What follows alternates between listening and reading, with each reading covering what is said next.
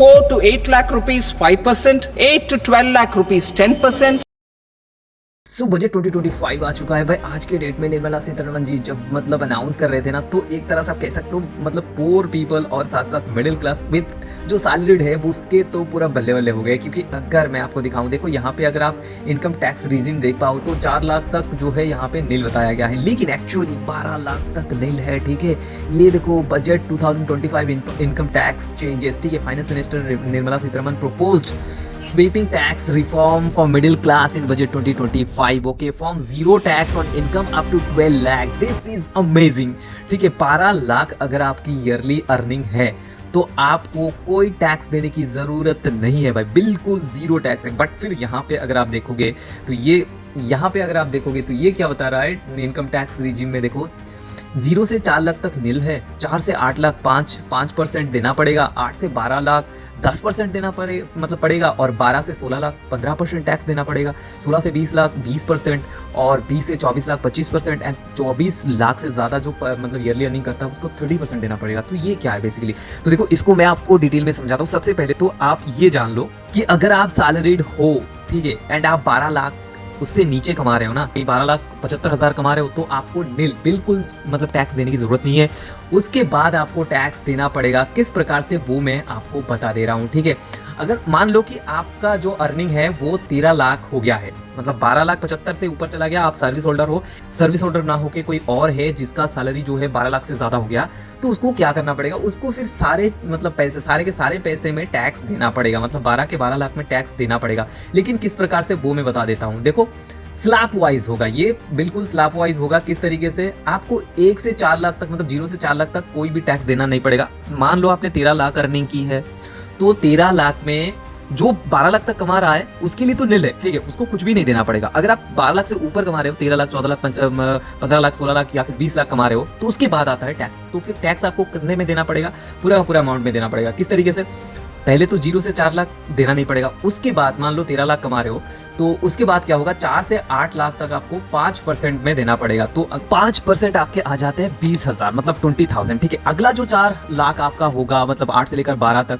तो वो होगा आपका 10%, जो कि आता है कितना, 40,000। ठीक है, पहले आ गया 20,000, ये आ गया 40,000। आपको 13 मतलब आप 13 लाख कमाते हो पर ईयर के हिसाब से, तो उस पर ये टैक्स मैं आपको बता रहा हूँ। ठीक है, तो आ गया 20 और 40, उसके बाद आपका और 1 लाख जो है बच जाता है। ठीक है, 1 लाख जितने मतलब आपको 15% देना पड़ेगा, तो आपको यहाँ पे 1 लाख के लिए आपको देना पड़ रहा है कितना, ओनली 15%, मतलब 15,000 रुपीज। ठीक है, तो ओवरऑल मिला दे तो यहाँ पे आ जाती है आपके 75 लाख। ठीक है, 75,000 आपको यहाँ पे टैक्स देना पड़ेगा।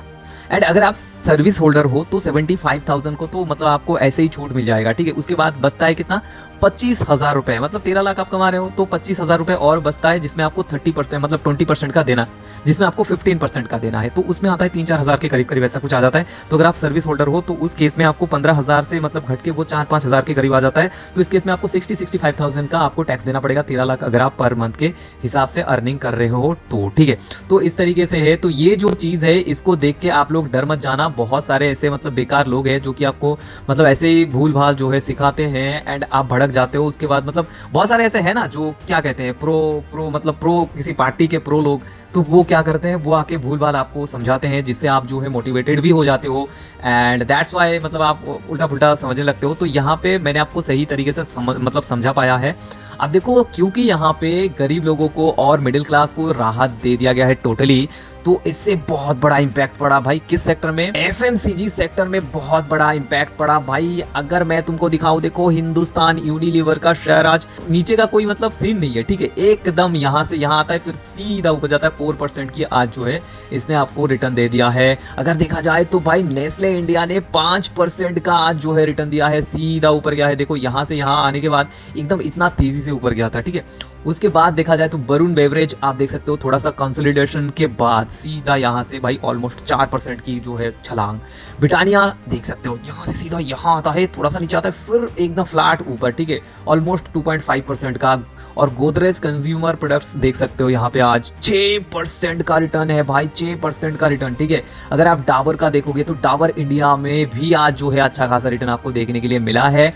एंड भाई अगर आप देखोगे डाबर इंडिया ने एक अच्छा खासा सुबह ही मतलब अच्छा खासा छलांग जो है लगा दिया था, 540 तक गया था, वहां से 437 तक ऑलमोस्ट आ गया है। अगर आप देखोगे एफएमसीजी के जितने सारे सेक्टर मतलब जितने सारे कंपनीज है ना, वो अच्छा खासा आज जो है रिटर्न देता हुआ। तो भाई यही था टैक्स लाभ मतलब बजट सेशन में।